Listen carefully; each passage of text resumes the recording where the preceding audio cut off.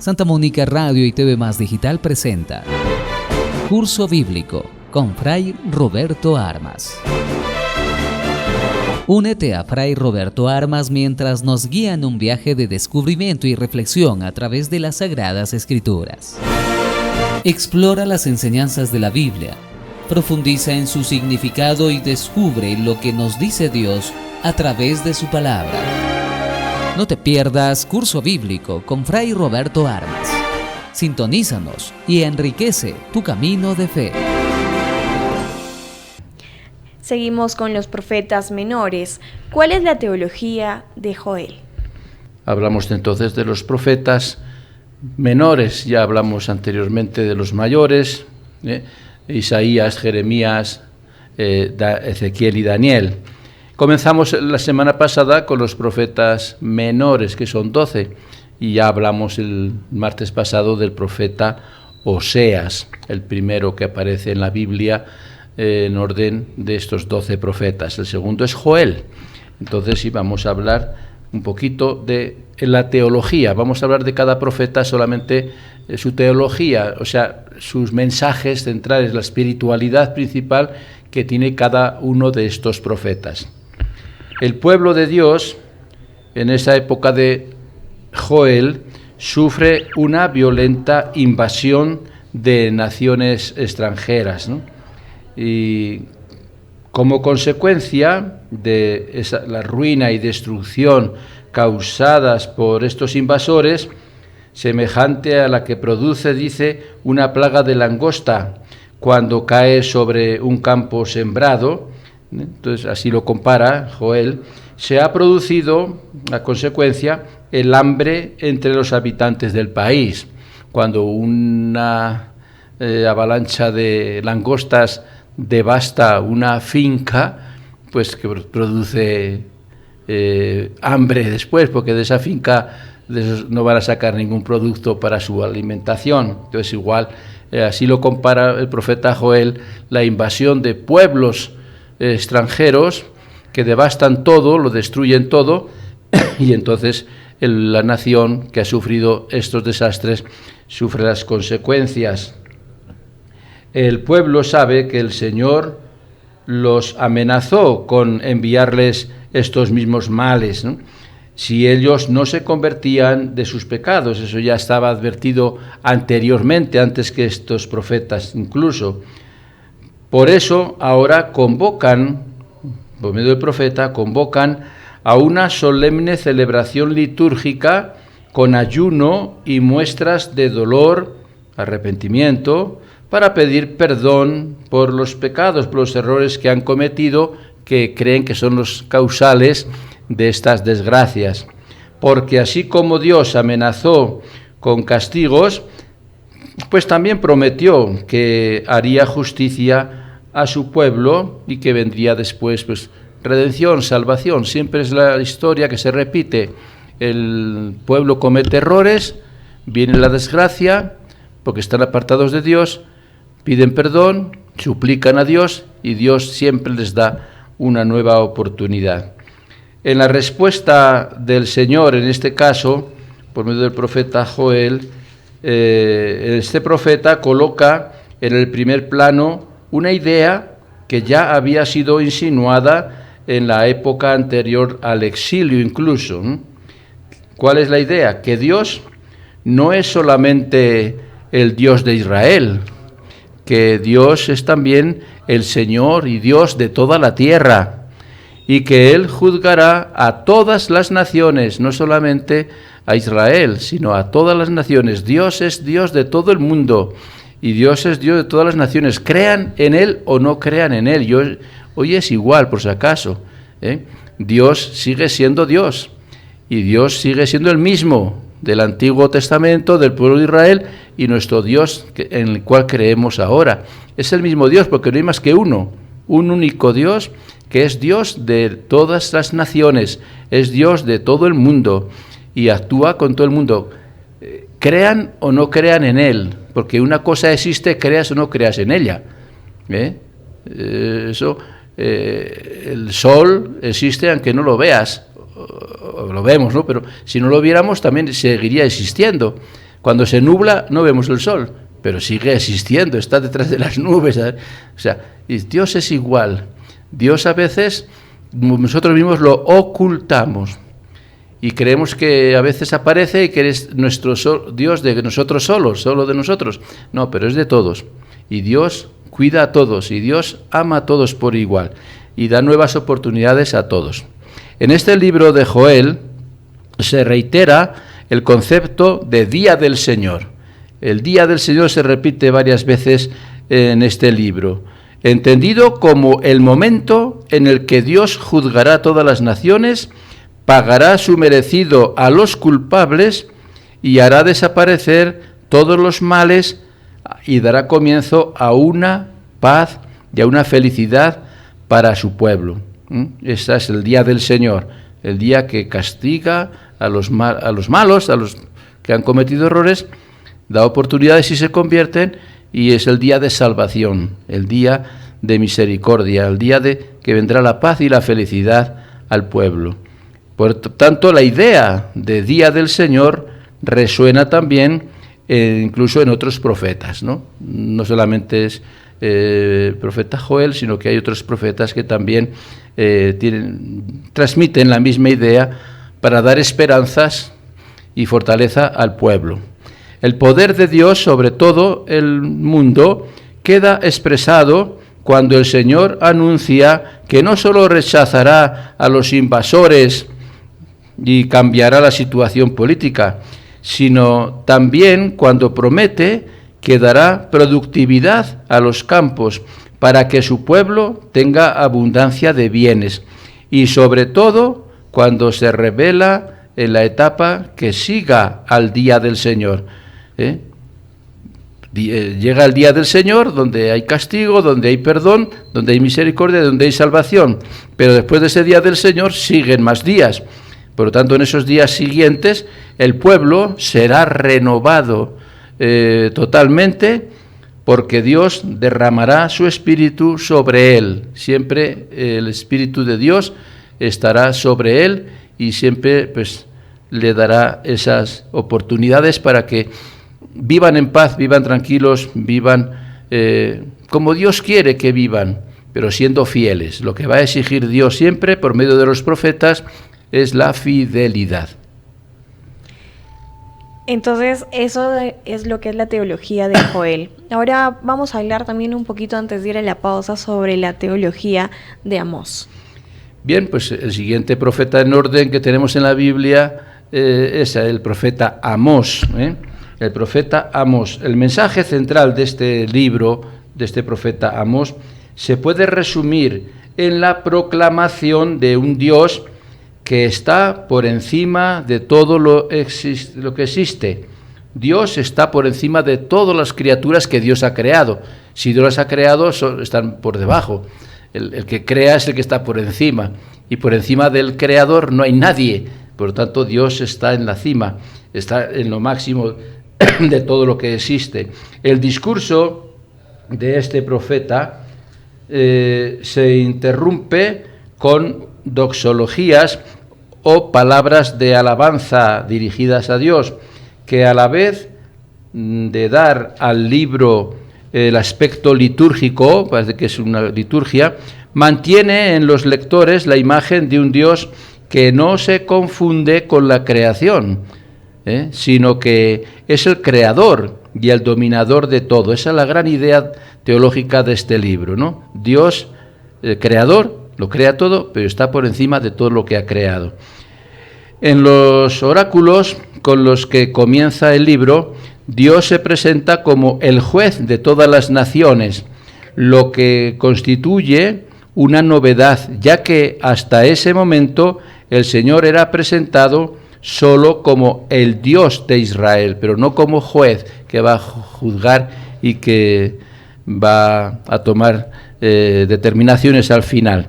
El Dios presentado por Amós, que se diferencia de todo lo creado, no es un Dios lejano, no permanece indiferente ni se desentiende de las cosas de este mundo, sino que se muestra cercano, todo lo contrario, ¿no? Se muestra cercano, siempre cercano a las personas y a sus criaturas.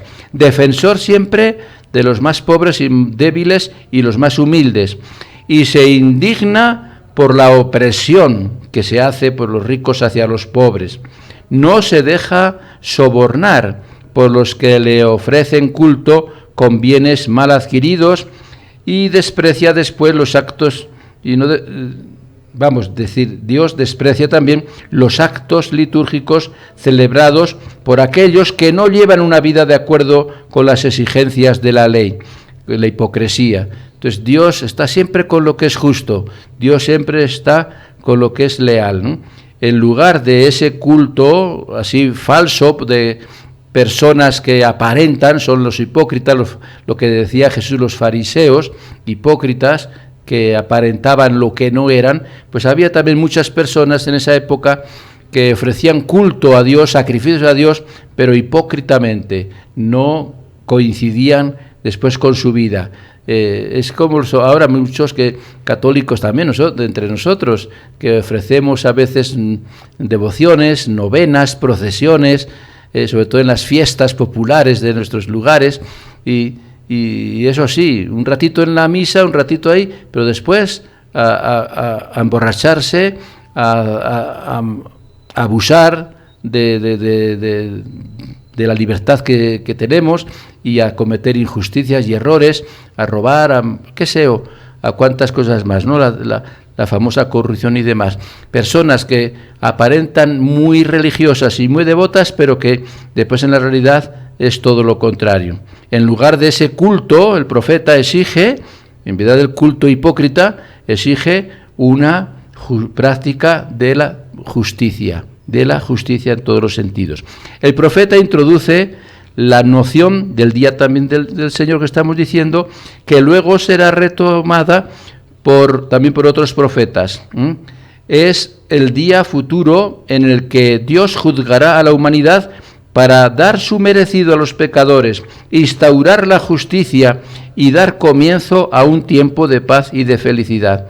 El pueblo infiel es amenazado con castigos, y ciertamente, semejantes a los que se encuentran en otros libros también del Antiguo Testamento, en otros profetas. Pero los castigos no serán definitivos, ni representan la última palabra, porque queda pendiente para el futuro una promesa de salvación. Siempre Dios promete salvación.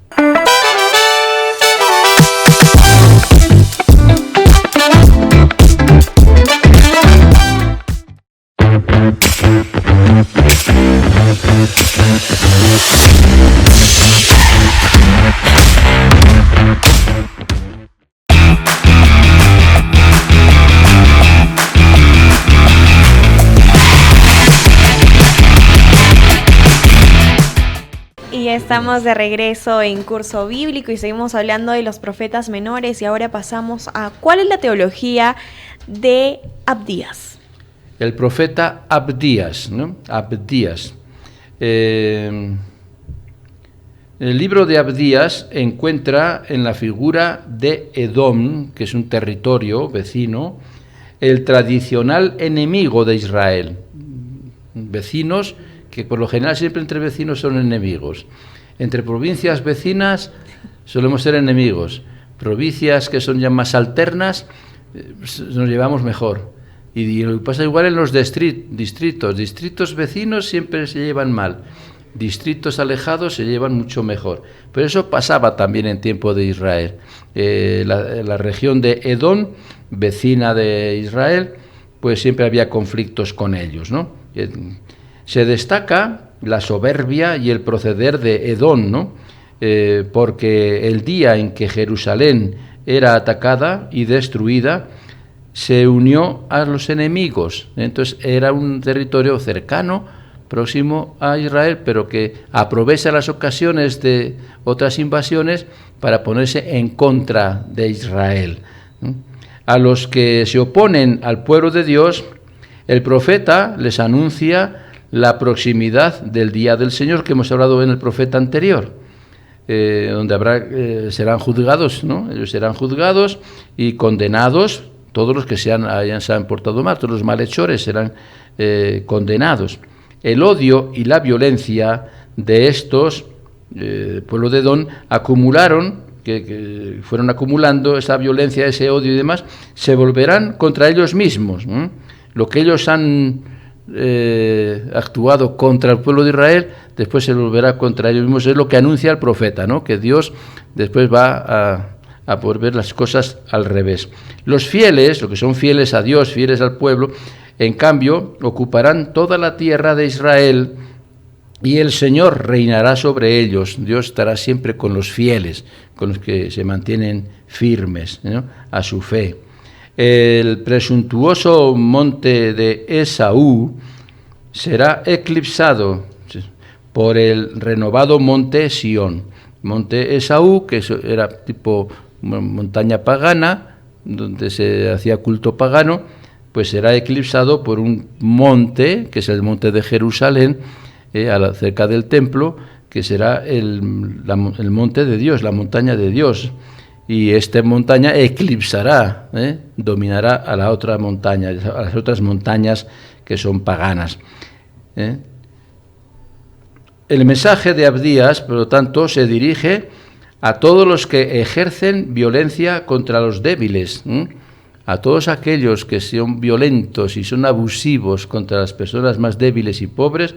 Contra ellos van estos oráculos de este profeta Abdías, para recordarles que Dios al final va a juzgar a todas las naciones y va a juzgar todas las acciones nuestras, aunque creamos que no nos ve, pero Dios nos ve y nos va a juzgar de todos nuestros actos.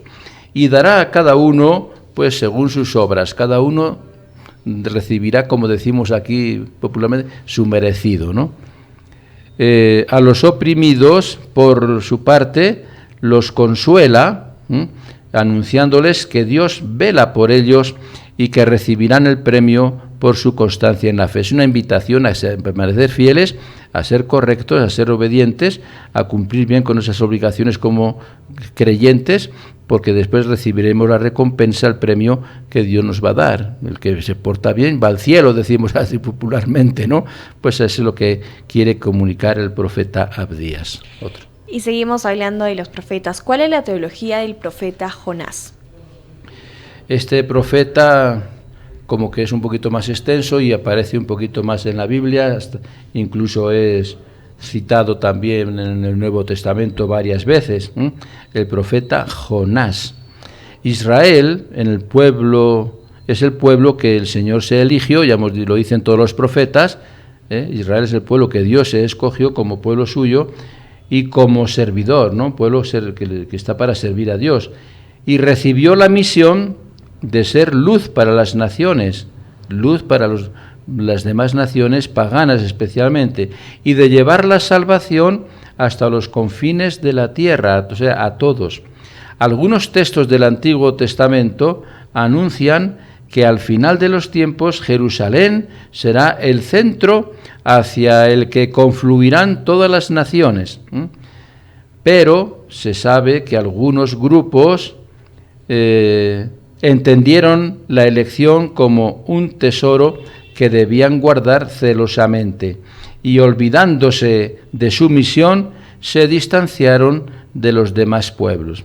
Quienes pensaban así rechazaban a los extranjeros y evitaban el trato con ellos. Decían con orgullo que Israel era el pueblo elegido y todos los demás eran pecadores. Y a estos les costaba aceptar que Dios es un Dios clemente y compasivo, lleno de paciencia y rico en amor. Y les parecía mal que Dios perdonara a los que ellos llamaban pecadores. Que esto es lo que pasa a veces también entre nosotros, en nuestra iglesia, en las sectas, las iglesias, otras iglesias evangélicas, hermanos nuestros separados. Los católicos a lo mejor pensamos, no, el pueblo elegido por Dios somos los católicos, la iglesia de Dios es la católica y nada más que esa. Las demás iglesias todas las aborrece Dios, ¿no? Y los evangélicos por su parte dicen lo mismo, la única iglesia de Jesucristo es mi iglesia pentecostal, mi iglesia de la cosecha, mi iglesia adventista, mi iglesia, qué sé, ¿no? Y cada uno piensa que su iglesia es la elegida de Dios y que es la única que está fiel a Dios, y que los demás van a ser condenados y demás, y odian a los demás. Esto es lo que ataca al profeta Jonás, ¿no?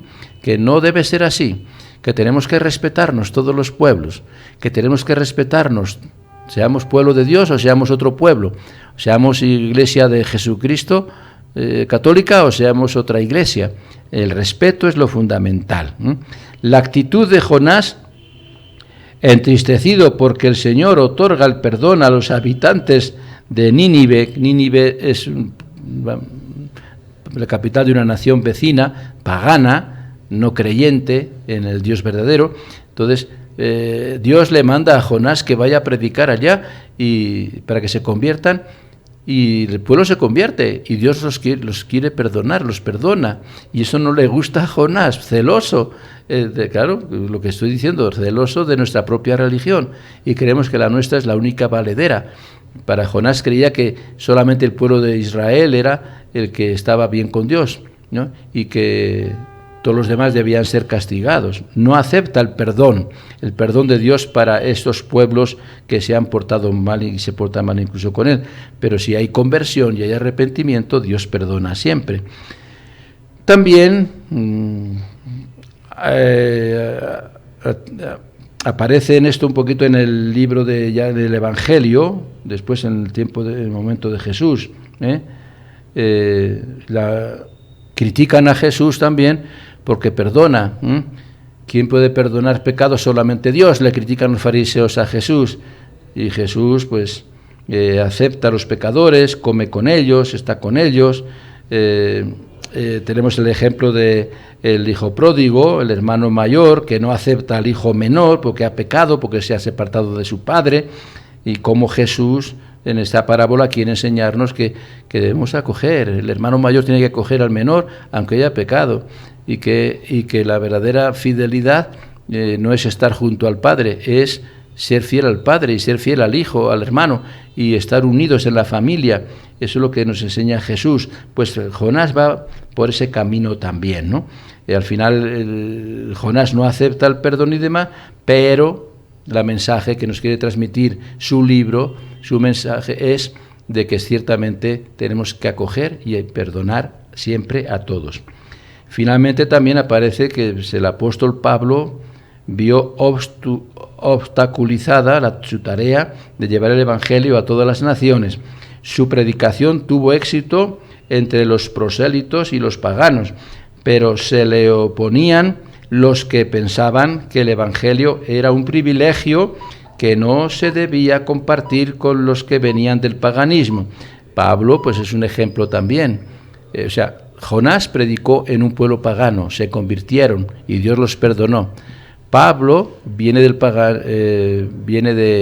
no ser cristiano, acoge a Cristo cuando se le aparece y después predica el Evangelio a los paganos precisamente, a los paganos, a los pueblos que no creen, y acoge en la comunidad de la Iglesia a aquellos que acogen también su palabra. Entonces Dios acoge a todos.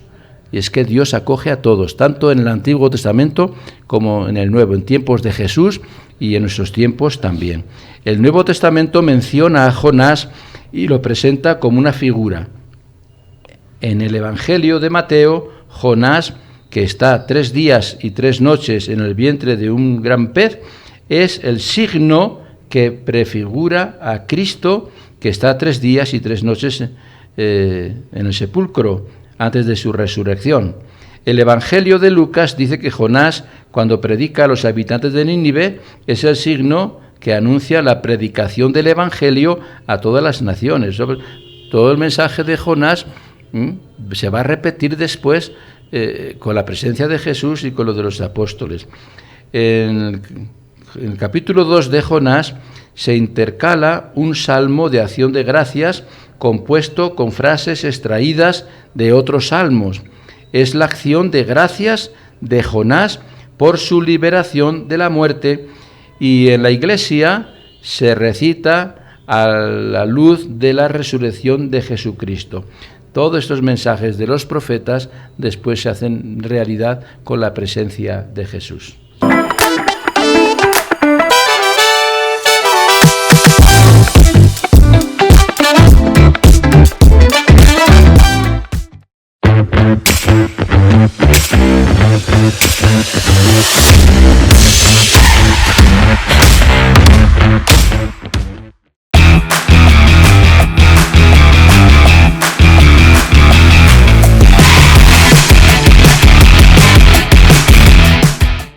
estamos de regreso en Curso Bíblico y seguimos hablando de los profetas menores. ¿Cuál es la teología del profeta Miqueas? Bien, es un profeta más. Este habla un poquito más también de Jesús, lo veremos después.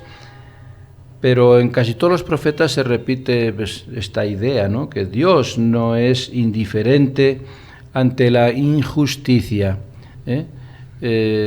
Amós sí habla mucho contra las injusticias que cometen los reyes, el pueblo, etcétera, y es uno de los profetas que defiende más lo que es justo, ¿no? La igualdad entre las personas.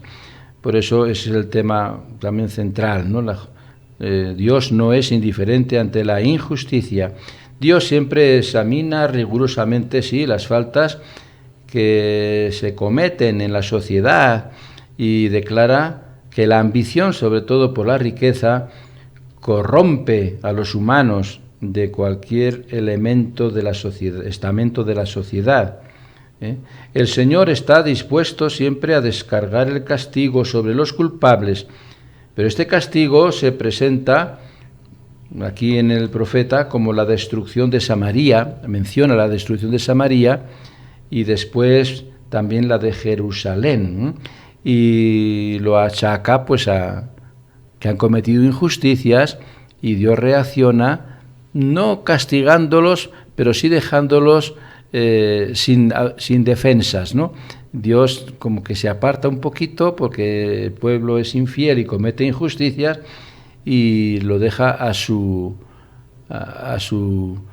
destino, que le vengan de acuerdo a las invasiones y demás.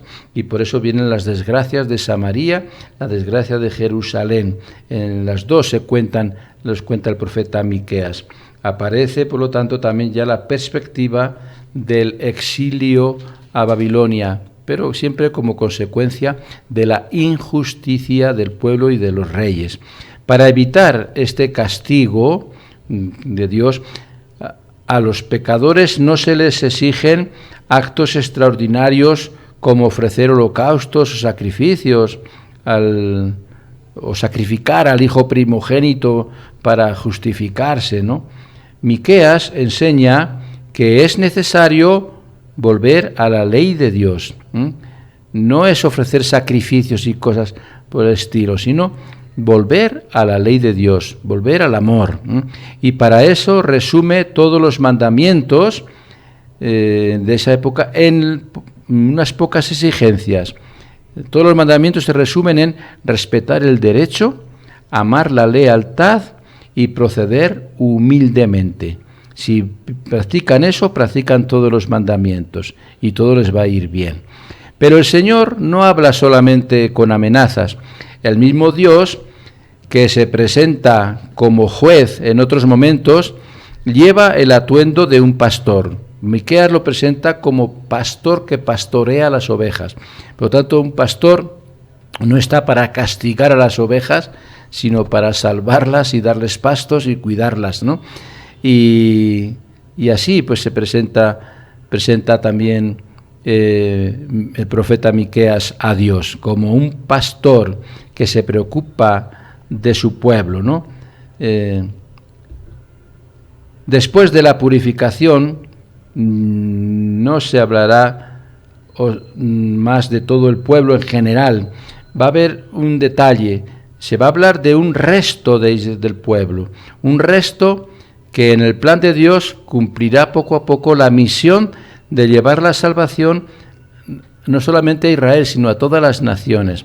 Un pequeño resto, eso aparece mucho al final del Antiguo Testamento y también al comienzo del Nuevo Testamento. De ese resto de Israel eran los que se mantenían fieles, los más fieles a Dios, los más fieles a los mandamientos, los que no se iban con los ídolos o abusaban de los débiles, sino los que se permanecían fieles. Personajes así importantes al comenzar el Nuevo Testamento, pues son los padres de María, los padres de Juan Bautista, mismo Juan Bautista, misma María y José. Son el resto de Israel, el anciano Simeón, la profetisa Ana, que toman en brazos al niño Jesús cuando es presentado en el templo. Entonces son personajes que pertenecían al resto de Israel, o sea, los que permanecían fieles a la voluntad de Dios y a los mandamientos de Dios. Este tema del resto está presente también en otros profetas, especialmente en el profeta Amós y en el profeta Isaías, ¿no? Hablan también de este resto de Israel. Ante la corrupción general que parece incurable, el profeta suscita el recuerdo de las promesas gloriosas que se le hicieron al rey David, y vuelve los ojos hacia Belén, donde nació David, porque de allí vendrá el descendiente que gobernará como un pastor en nombre del Señor, y todos vivirán en paz, y su dominio se extenderá hasta los confines de la tierra. Está hablando que del resto de Israel nacerá un Salvador, un Mesías, que desciende de David, y por lo tanto David, que era de Belén, nacerá también en Belén. El Evangelio de Mateo recuerda el texto de Miqueas 5, 1 al 3, para señalar el lugar del nacimiento de Jesús como hijo y heredero de David. Eso en el Evangelio de San Mateo, capítulo 2, lo tenemos. En el mismo Evangelio, también de Mateo, en el capítulo 10, se reproduce un texto de Miqueas, capítulo 7, para describir la situación de enfrentamiento y división que se producirá a partir de la predicación de Jesucristo. La predicación de Jesucristo va a crear división, va a crear diferentes opiniones a favor de Jesús, unas, y en contra de lo que dice Jesús, otras, quedándose en la tradición antigua. Y eso todo ya viene desde este profeta Miqueas. Ya Miqueas lo había anunciado, y que Jesús iba a nacer en Belén y que iba a provocar esa división de opiniones o de reacciones ante su mensaje.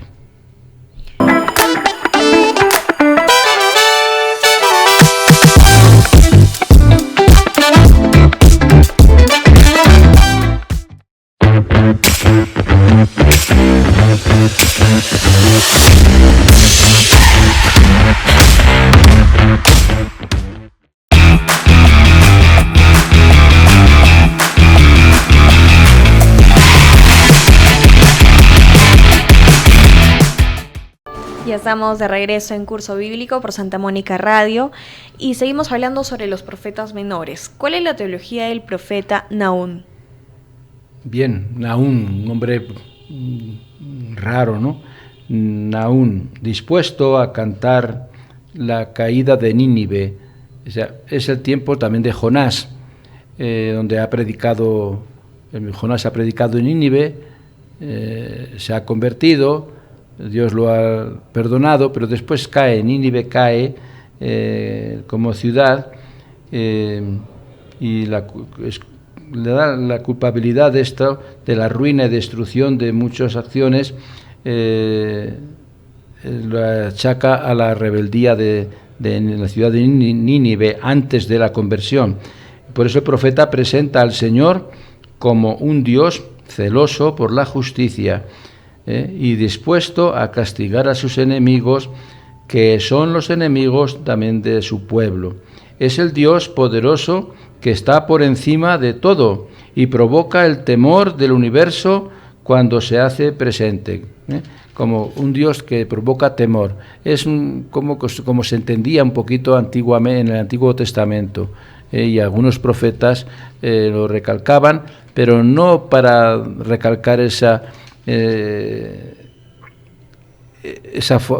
forma de actuar de Dios, de querer castigar y amenazar y demás, ¿no? Todo lo contrario, para demostrar después que las acciones del perdón y de la misericordia de Dios están por encima de las de amenazar al pueblo, de castigarlo. Por encima de todo es el perdón de Dios y la misericordia. Si hay castigos es porque el pueblo se los merece, y porque el que provoca esos castigos es el mismo pueblo. El que provoca los castigos nunca es Dios, es siempre el pueblo. Dios es el Todopoderoso que está por encima de todo y provoca el temor, ciertamente, el temor de Dios, del universo, cuando se hace Dios presente.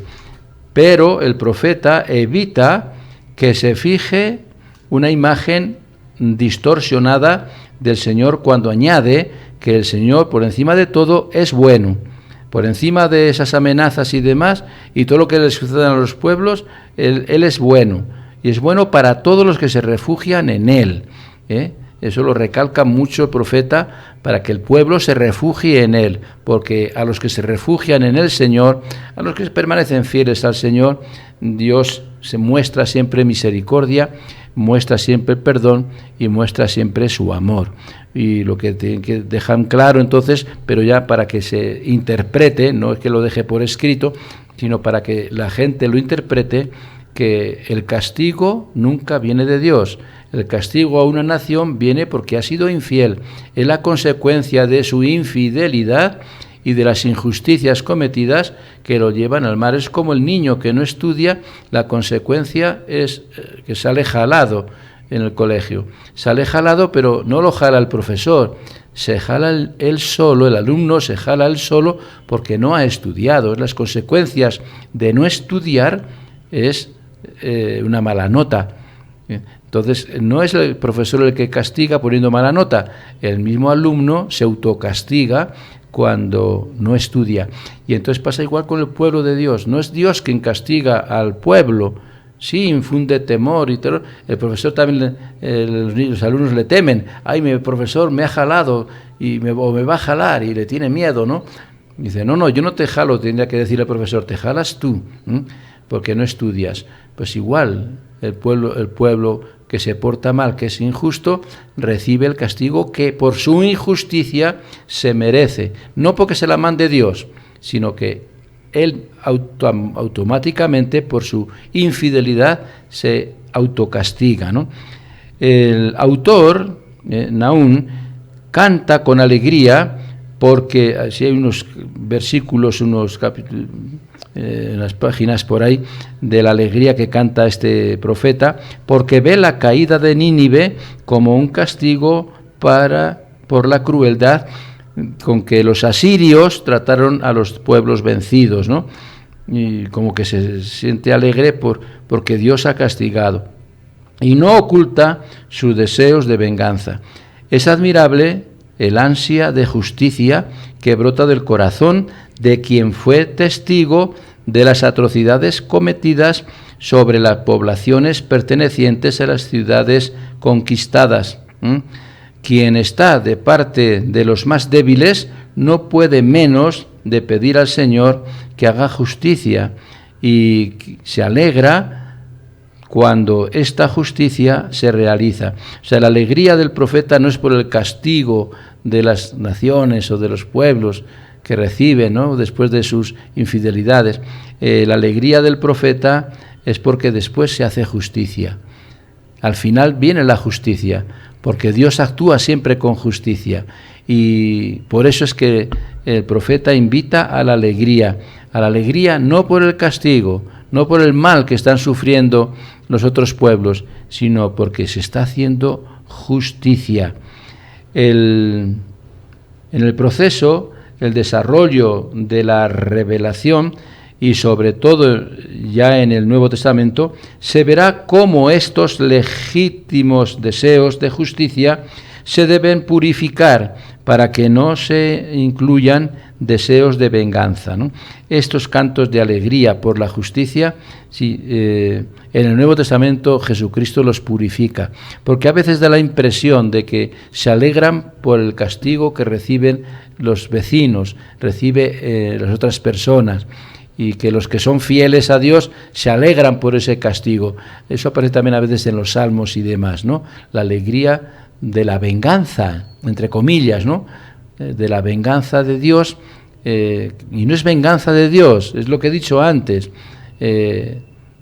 La venganza viene, o el castigo viene, por la mala acción de las personas. Entonces, la justicia se lleva a cabo de acuerdo a las consecuencias de nuestras propias acciones. Nosotros vamos a vivir lo que hacemos, las consecuencias de lo que hacemos, es lo que va a venir después. Entonces, no es venganza, y ni se alegra el profeta por la venganza, se alegra por la justicia, y eso lo va a tratar de aclarar Jesús en el Evangelio en varias ocasiones. Llama la atención que en este libro no haya ninguna denuncia al pueblo de Judá, al pueblo de Judá, que es el reino del sur, capital Jerusalén y demás. Esto parece salirse de la tónica de los profetas preexílicos, que echan en cara a los dirigentes del pueblo sus faltas a la alianza y demás. Por el contrario, este profeta anuncia el final de la opresión asiria, va a terminar la opresión de los asirios y se va a restaurar en adelante el pueblo del norte, del reino del norte, porque los asirios invadieron al norte y este profeta predica ahí.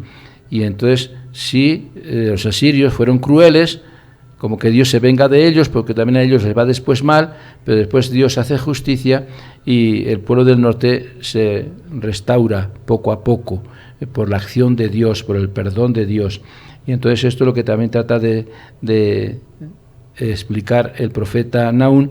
Y claro, no habla mucho de Judá porque él actúa en el reino del norte. Hay profetas que actúan en el reino del norte, que es el reino de Israel, y capital Samaria y demás, y no viven en el reino del sur, y entonces no hablan del reino del sur de Judá.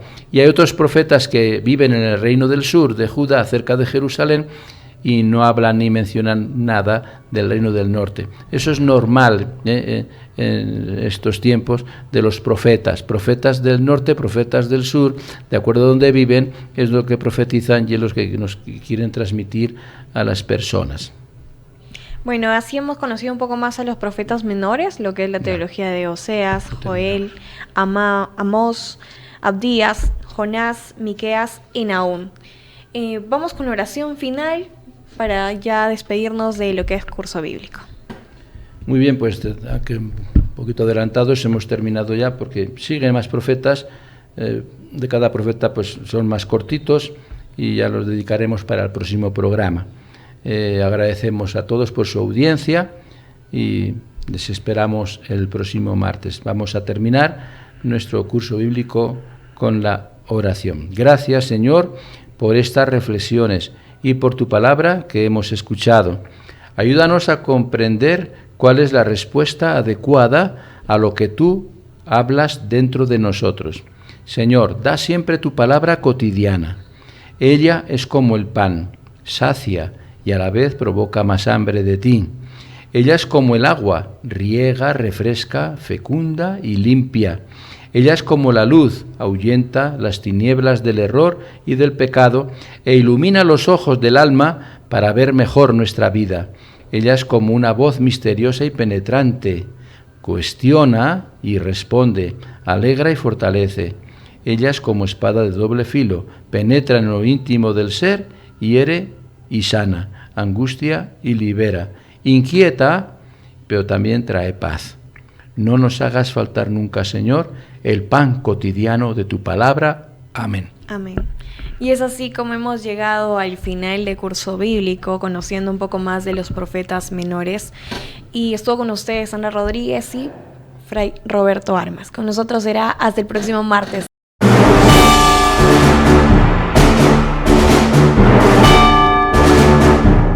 Santa Mónica Radio y TV Más Digital presenta Curso Bíblico con Fray Roberto Armas. Únete a Fray Roberto Armas mientras nos guía en un viaje de descubrimiento y reflexión a través de las Sagradas Escrituras. Explora las enseñanzas de la Biblia, profundiza en su significado y descubre lo que nos dice Dios a través de su palabra. No te pierdas Curso Bíblico con Fray Roberto Armas. Sintonízanos y enriquece tu camino de fe.